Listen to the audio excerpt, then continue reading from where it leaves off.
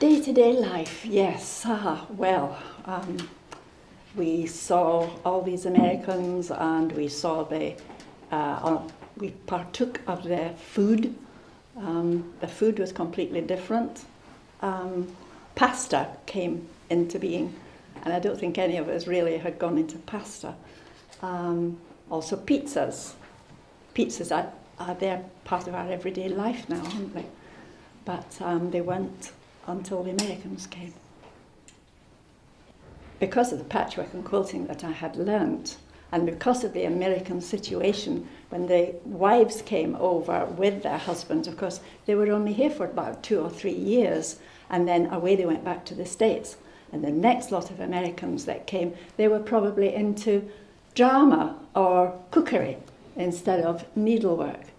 So I started looking around for some type of education so that I could teach patchwork and quilting or needlework of any kind. And I eventually found that I could apply for a Churchill Fellowship. And eventually, after 2 or 3 years, I became a Churchill Fellow. But I had to learn how to do this. And I was sent, I opted to go to America, obviously, to learn how to teach in the American way. The Americans are a very gregarious lot, as you probably know, or have found out. They're a little bit more forthcoming than we are. And so I went to America for about 2 months and went around different groups of ladies all over America and tried to pick up some of the tips that they could give me about teaching. And when I came back, I went to the grammar school and I had an evening class there to teach.